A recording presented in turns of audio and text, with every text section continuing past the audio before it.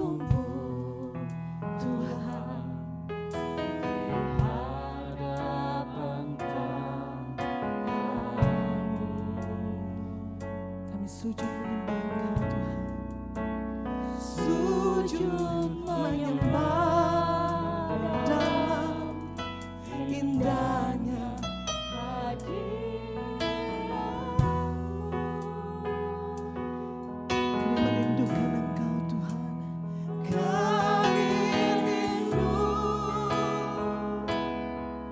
curahan kuasa Roh Kudus. Genapi firman-Mu dalam hidup kami Tuhan. Genapi firman-Mu, jadikan kami alat-Mu. Jadikanku alat-Mu. Katakan, biar belas kasihan-Mu Tuhan, biar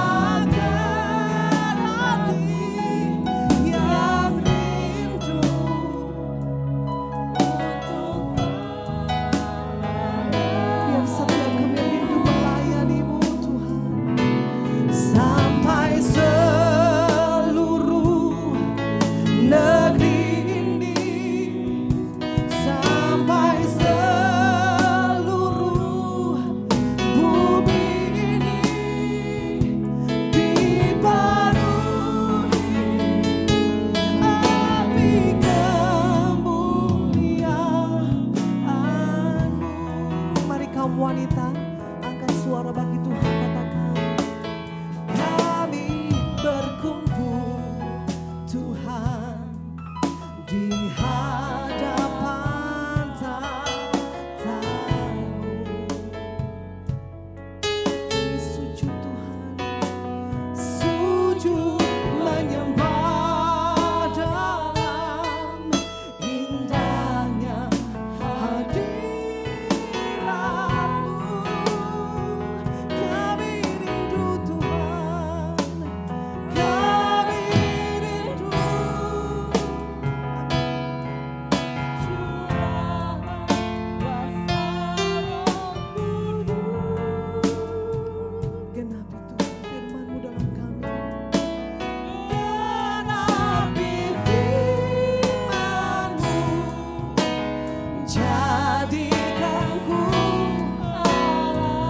Sekali lagi kaum pria, angkat suara bagi Tuhan, katakan, kami berkumpul di tempat ini.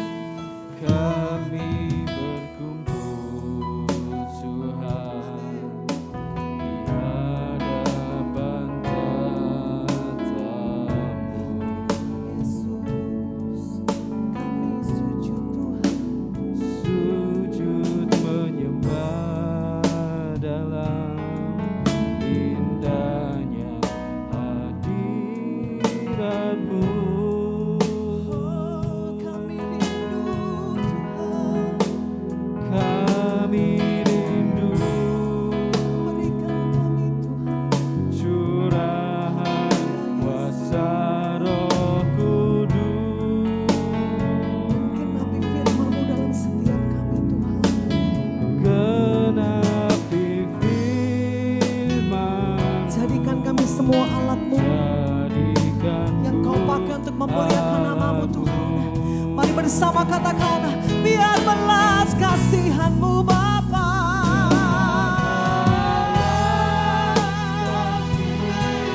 Kasihan-Mu Bapa, penuhi hati kami.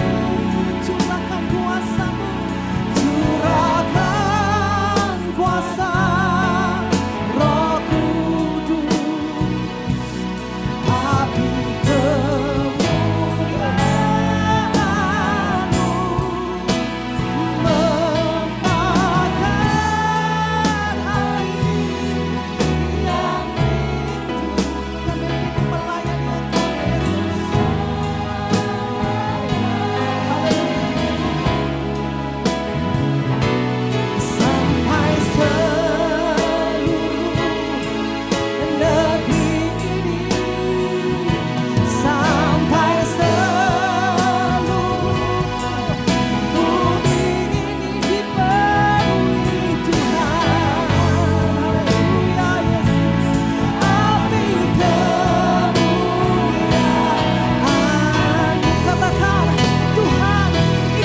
tugas kami semuanya. Amin. Haleluya.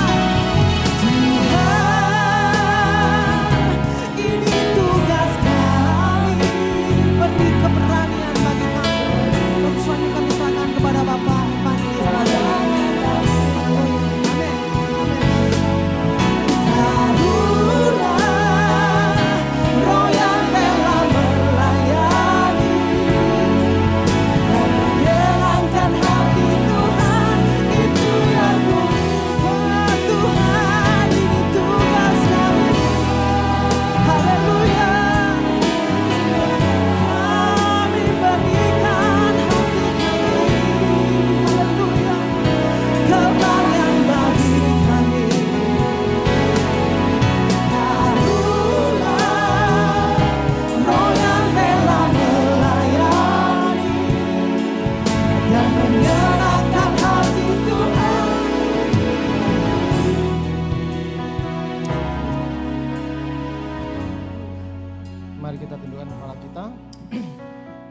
Bapa Surgawi, kami sungguh mengucap syukur dan berterima kasih Tuhan.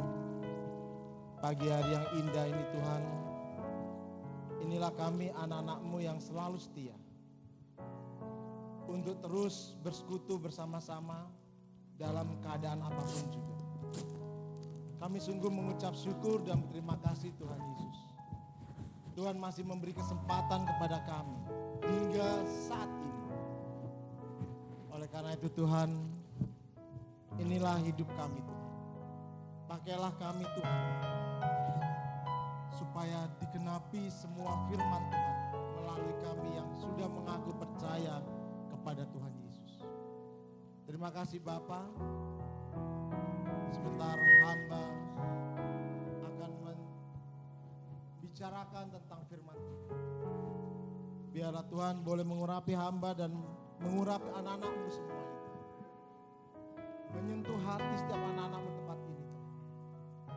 Supaya kami semua memahami firman Tuhan. Bahwa firman ini ya dan amin. Terima kasih Bapa. Dalam nama Yesus kami berdoa. Amin.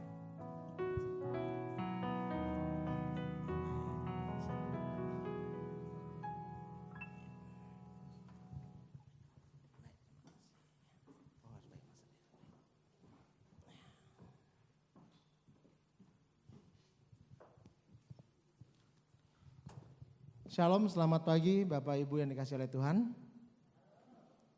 Shalom, selamat pagi Bapak Ibu yang dikasihi Tuhan. Selamat pagi, apa kabar? Luar biasa. Kayaknya pagi ini dingin sekali ya. Jadi masih baik, Bapak Ibu yang dikasihi oleh Tuhan, saya secara pribadi mengucapkan syukur dan berterima kasih kepada Tuhan karena hari ini kita semua masih terus bisa datang kepada Tuhan, berkumpul bersama-sama. Setiap hari kita pasti datang kepada Tuhan ya. Dan saya bersyukur hari ini saya bisa melayani tempat ini. Tadi pagi waktu saya perjalanan ke sini saya berpikir, wah hari ini adalah hari pertama saya keluar dari Kota Malang. Hampir bertahun-tahun, sampai hampir 2 tahun saya tidak keluar dari Kota Malang. Benar-benar saya hanya diam di sekitaran Kota Malang saja.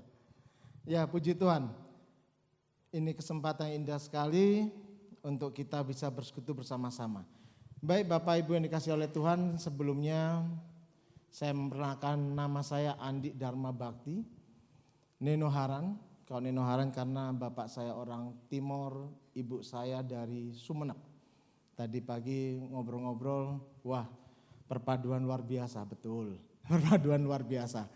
Nah, saya bersyukur dan berterima kasih saya melayani sampai hari ini di sebuah lembaga misi namanya Open Doors Internasional. Saya memiliki 1 orang istri dan 1 orang putri berusia 9 tahun. Dan kalau saya boleh berdiri di sini suatu penghormatan yang luar biasa di hadapan Tuhan dan mengucap syukur dan terima kasih pada tim di sini. Karena kalau saya ke GBI Diaspora, inilah kampung halaman saya. Karena saya dibesarkan juga di GBI Diaspora Surabaya. Jadi puji Tuhan. Baik Bapak Ibu, tidak panjang lebar untuk perkenalan diri saya. Kita akan membuka dulu dari Kisah Para Rasul 10.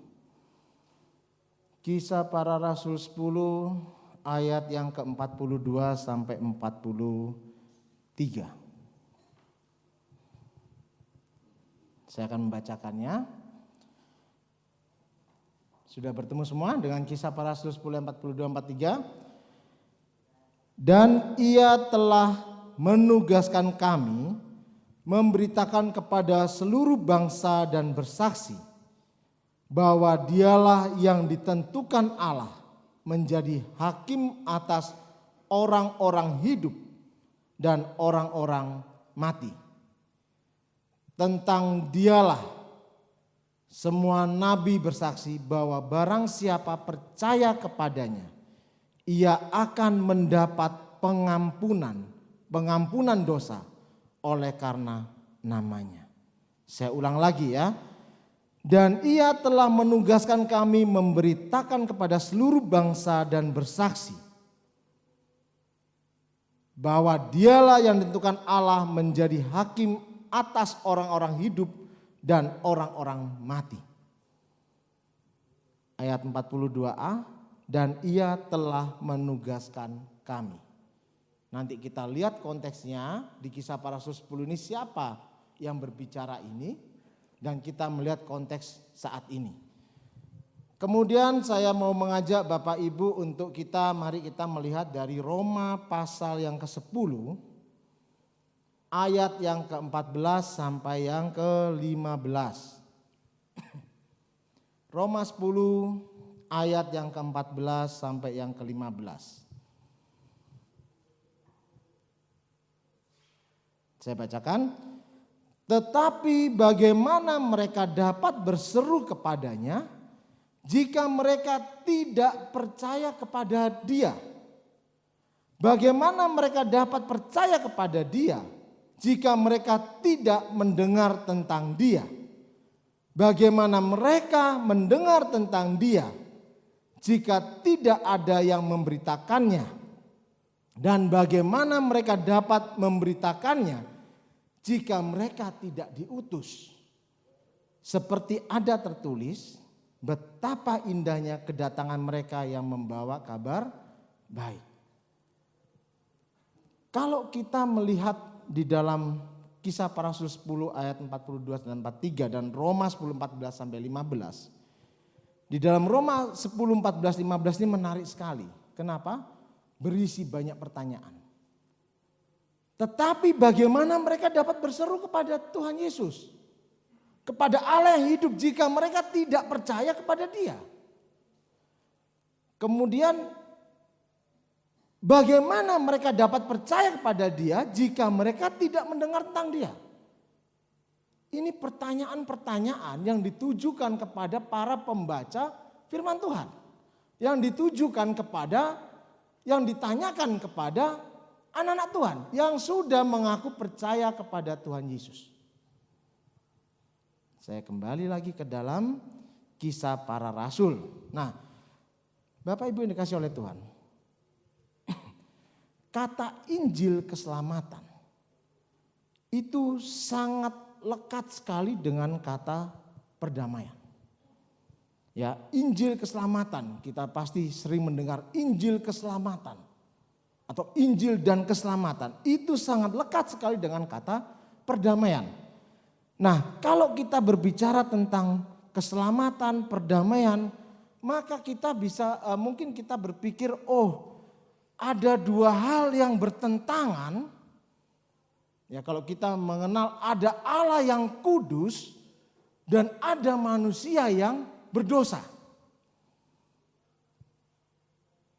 Konsep berpikir seperti ini sangat betul. Ada Allah yang kudus, ada manusia yang berdosa. Oleh karena itu manusia memerlukan keselamatan. Dan Allah yang kudus tadi berinisiatif untuk menyelamatkan, menebus manusia yang sudah berdosa ini. Yang diciptakan awalnya semua serupa dengan Dia, jatuh di dalam dosa. Dan sekali lagi saya katakan Allah yang berinisiatif. Bukan manusia yang punya inisiatif. untuk mendatangi Allah, tetapi Allah yang berinisiatif mendatangi manusia yang berdosa.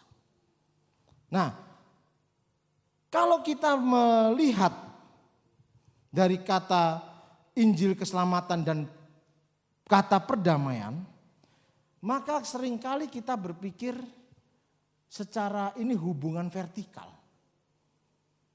Hubungan saya manusia berdosa diselamatkan oleh Allah yang kudus. Saya manusia berdosa diampuni, ditebus oleh Allah yang kudus. Yang turun ke dunia ini melalui Yesus Kristus. Jika kita menyelidiki Alkitab secara mendalam, sebenarnya dimensi perdamaian yang dihasilkan oleh Tuhan Yesus melalui kematiannya di kayu salib itu berbicara lebih luas lagi, tidak hanya berbicara tentang hubungan vertikal saya manusia yang berdosa yang sudah ditebus oleh Allah yang kudus itu. Tetapi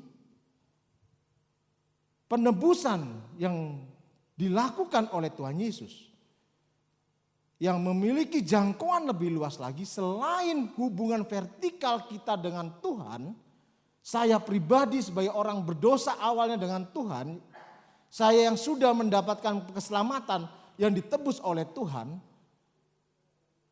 hubungannya juga hubungan secara horizontal. Kalau kita melihat di dalam konteks Kisah Para Rasul 10 ini. Di dalam Kisah Para Rasul 10 ini, Bapak Ibu yang dikasihi oleh Tuhan, ada cerita tentang Kornelius. Siapa Kornelius itu? Kalau kita melihat firman Tuhan yang lainnya, ada cerita tentang pertemuan Tuhan Yesus dengan wanita Samaria. Kita nanti bisa membacanya, siapa bangsa Samaria itu. Mengapa Tuhan Yesus mau menemui wanita Samaria yang dalam tanda kutip sangat dibenci oleh orang-orang Yahudi. Kemudian kalau kita melihat cerita lainnya, ada perumpamaan orang Samaria yang baik hati. Loh, ini bangsa yang tidak disukai, tetapi diberikan perumpamaan sebagai orang yang baik hati. Nah, apa korelasinya? Bapak Ibu yang dikasihi Tuhan, teks bacaan kita hari ini merupakan salah satu contoh konkret bagaimana Allah memakai Injil untuk memulihkan hubungan secara vertikal dan horizontal. Kalau di dalam teks bacaan kita Kisah Para Rasul ini memulihkan hubungan antara bangsa Yahudi, orang Yahudi dengan bangsa lain. Bagaimana Petrus dan rombongan yang dikatakan orang Yahudi itu bersunat, yang menyertai Petrus saat itu, mereka bisa berdekatan di dalam sebuah persekutuan dengan Kornelius dan seluruh keluarganya. Kalau kita lihat dalam Kisah Para Rasul 10 ayat 25 sampai 27 ya dan 33. Nah, ini membuktikan bahwa keselamatan yang kita terima itu bukan hanya sekedar hubungan vertikal dengan Allah, tetapi juga hubungan horizontal dengan sesama kita.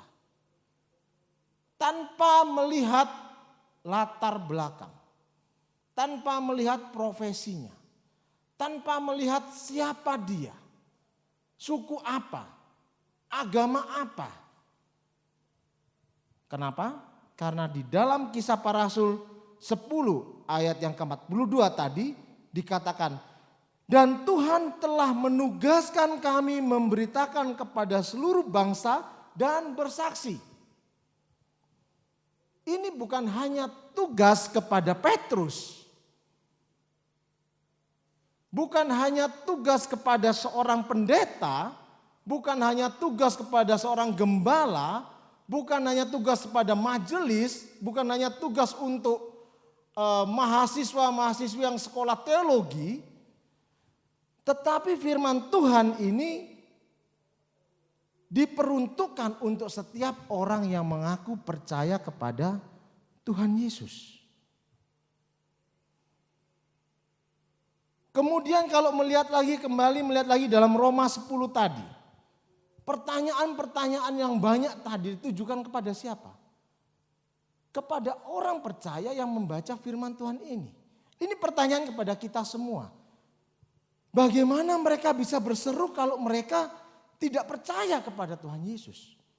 Bagaimana mereka dapat percaya kalau kalau mereka tidak mendengar? Bagaimana mereka mau mendengar kalau tidak ada yang menceritakan? Jadi ini adalah tugas kita semua.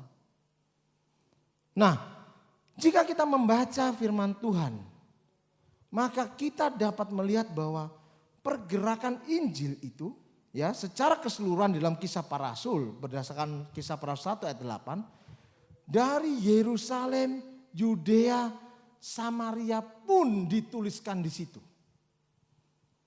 Sampai kemana? Sampai ke ujung bumi. Kita sering membaca ini. Kalau ditanya dari mana? Yerusalem, Yudea, Samaria sampai ke ujung bumi. Tetapi pertanyaan yang muncul adalah siapa yang mau menjalankannya? Nah, ini yang sangat menarik sekali. Siapa yang mau menjalankan ini?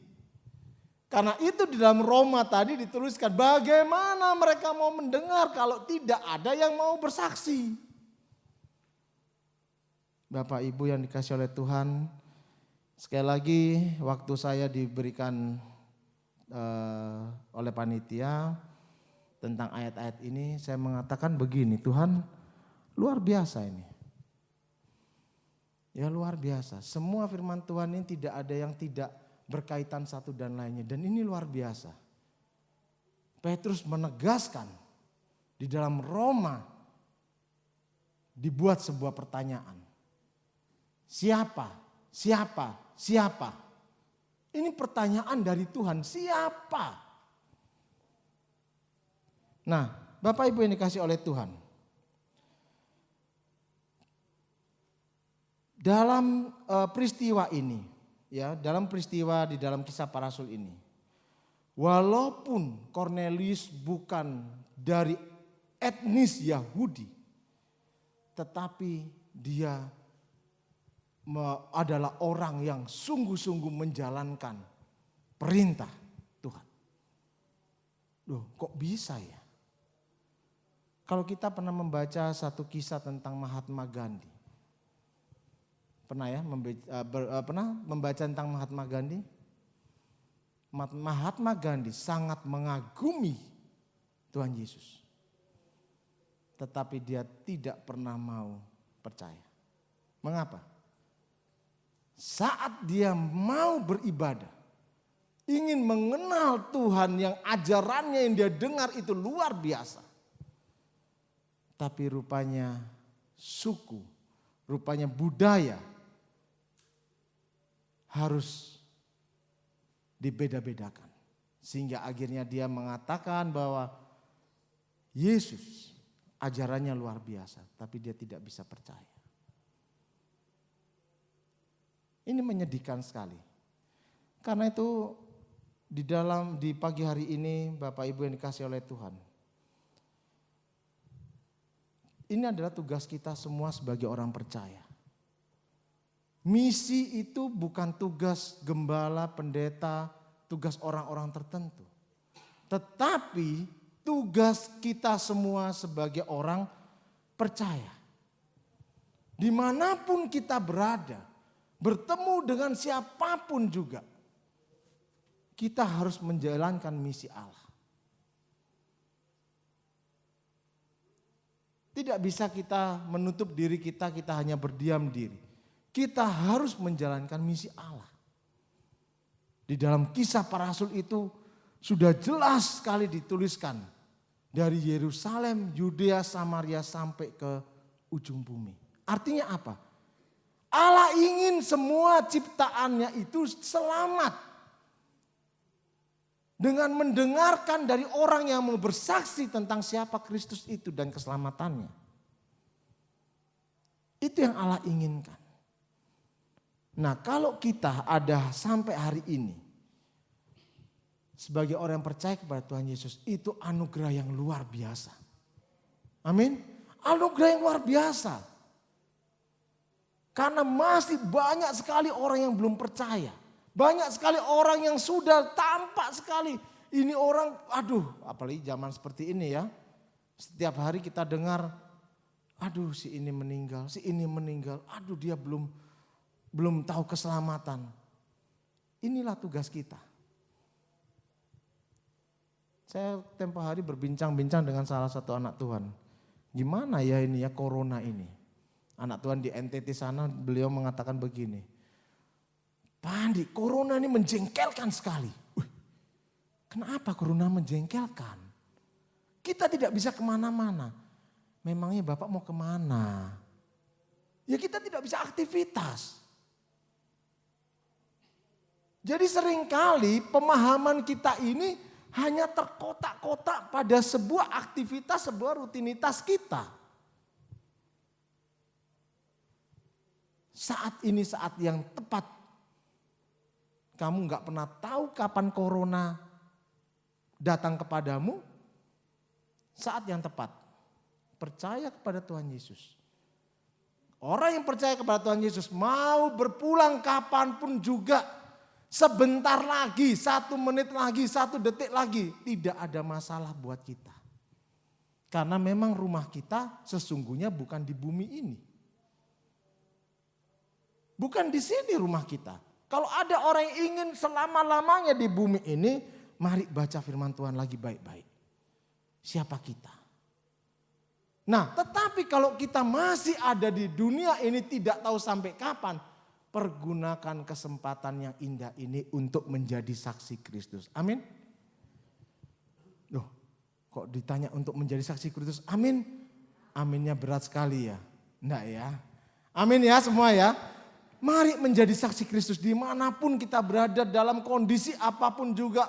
Siapa kita, siapa orang yang di sekeliling kita, mau itu asisten rumah tangga kita, mau siapapun juga tetangga. Marilah bercerita.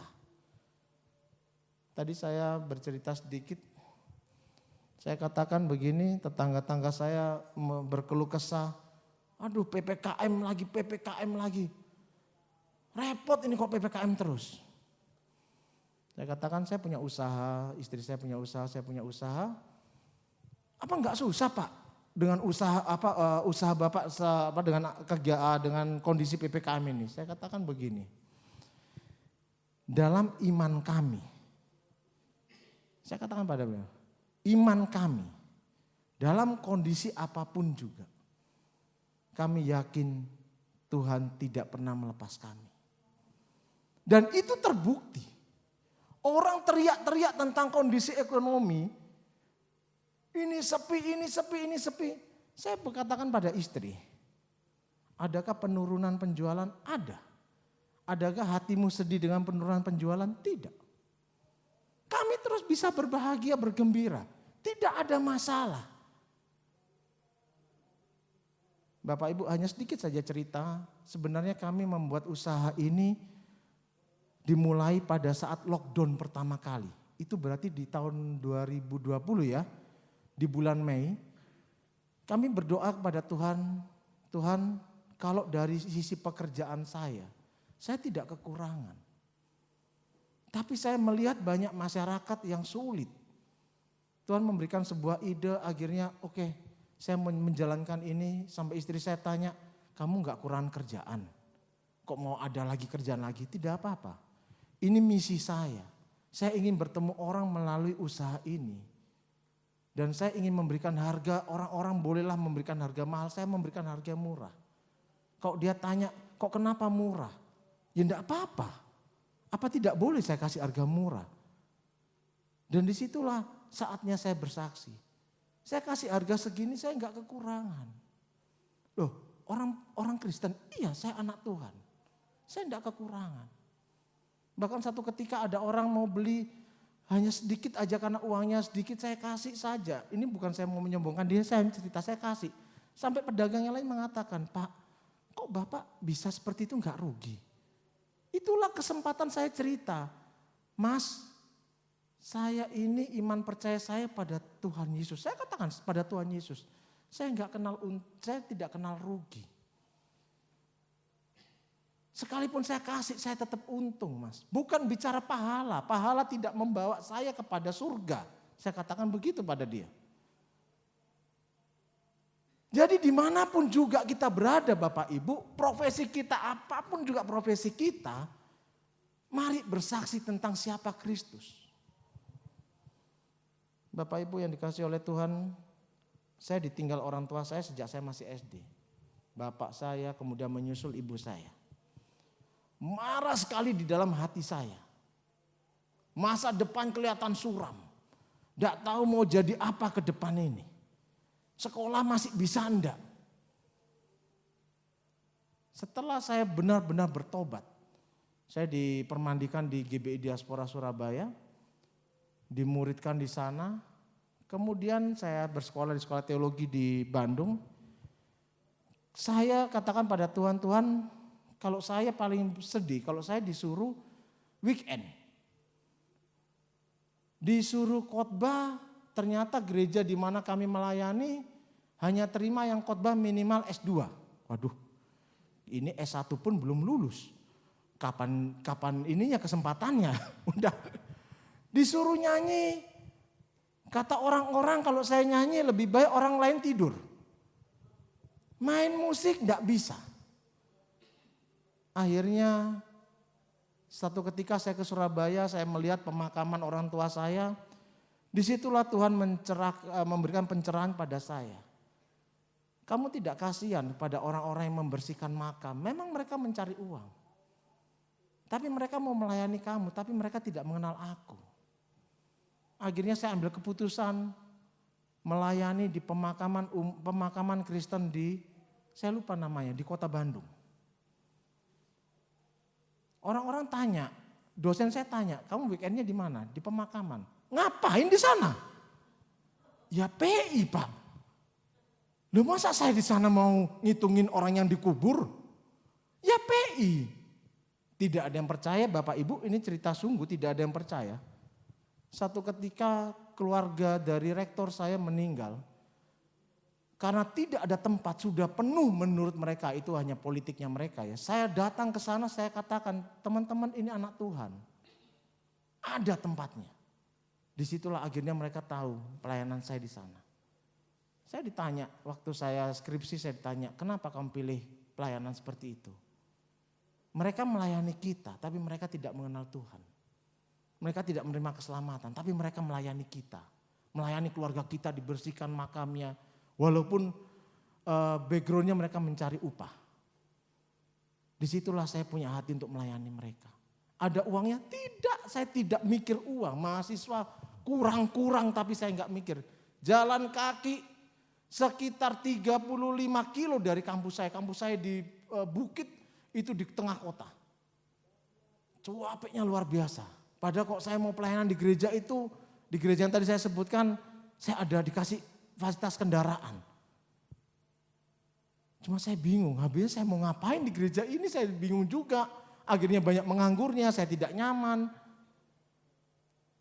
Bapak Ibu yang dikasihi oleh Tuhan, cerita Petrus ini. Petrus tidak memandang siapa Kornelius. Walaupun dikatakan Kornelius menjalankan semua perintah Tuhan, tetapi Kornelius belum selamat karena dia belum percaya kepada Tuhan Yesus. Dan Petrus tidak mau memandang siapa Kornelius ini. Dia datang ke sana, berbicara siapa juru selamat itu. Dan Kornelius menjadi bagian orang yang diselamatkan. Tuhan Yesus, apakah tidak ada hal hambatan? Oh ada. Orang-orang yang mendengar tentang apa yang dilakukan oleh Rasul Petrus. Orang-orang di Yerusalem marah semua. Kok bagaimana orang Yahudi mendatangi mereka? Bapak Ibu, jangan batasi diri kita. Saya tidak bisa. Tidak ada yang tidak bisa. Amin. Dan tidak ada yang tidak mendapatkan tugas ini. Semuanya ini tugas orang yang mengaku percaya kepada Tuhan Yesus. Kita semua adalah orang-orang misi. Setiap orang yang sudah lahir baru, dia adalah orang misi. Anak kecil yang sudah lahir baru, dia adalah orang misi. Waktu masih dia bayi, bapak ibunya wajib memperdengarkan, menceritakan tentang siapa Kristus itu. Setiap orang Kristen, dia adalah orang misi. Yang harus bermisi. Dari Yerusalem sampai ke ujung dunia. Bapak Ibu yang dikasih oleh Tuhan, bersyukur gereja ini masih terus menggencarkan tentang misi. Misi itu jangan dipandang. Misi ke anak-anak sekolah minggu, aduh anak-anak sekolah minggu apanya yang tampak ya. Anak-anak ini generasi selanjutnya gereja ini. Pemuda ini generasi selanjutnya gereja ini. Bapak Ibu, saya melayani di lembaga misi Open Doors International, di mana lembaga ini adalah melayani gereja teraniaya. Dan saya memiliki data, kami memiliki data berapa banyak anak muda yang hilang, yang meninggalkan Tuhan Yesus. Kenapa? Karena gerejanya tidak bermisi. Di NTT, di Papua, Wamena, waduh sudah kalah jauh kita. Mereka udah 70%.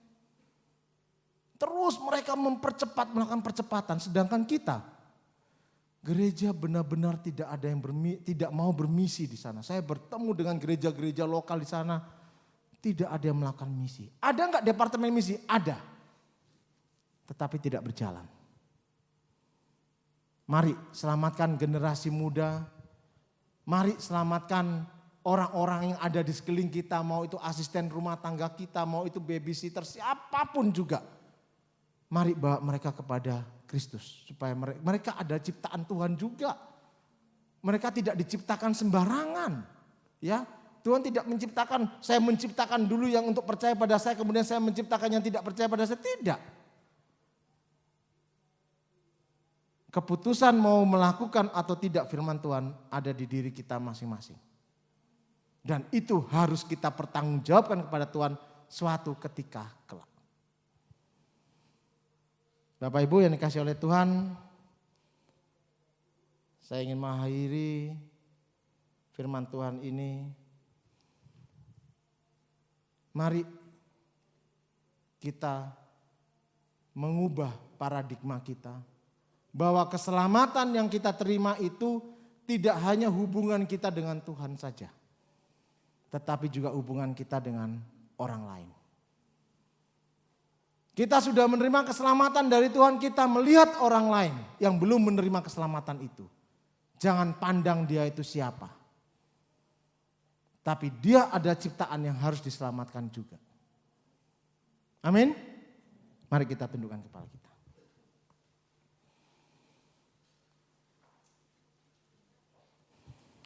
Tuhan Yesus, kami sungguh bersyukur, berterima kasih. Karyamu yang indah, yang luar biasa. Engkaulah Allah yang hidup. Kami sungguh bersyukur Tuhan. Biarlah kami boleh menjadi Petrus-Petrus di masa kini Tuhan. Biarlah kami boleh menjadi anak-anak Tuhan yang bisa mempertanggungjawabkan status kami sebagai orang percaya. Terima kasih Bapa. Jikalau kami masih boleh hidup sampai saat ini. Ini adalah suatu anugerah yang luar biasa. Kami mohon Tuhan. Jikalau masih ada yang belum tersadarkan, kami mohon Tuhan. Jamalah hati kami. Supaya kami boleh disadarkan, kami diberikan hati yang mau mengasihi, mau melayani. Sebagaimana Tuhan Yesus sudah mengasihi dan melayani kami. Terima kasih Bapa, terima kasih Tuhan Yesus, terima kasih Roh Kudus.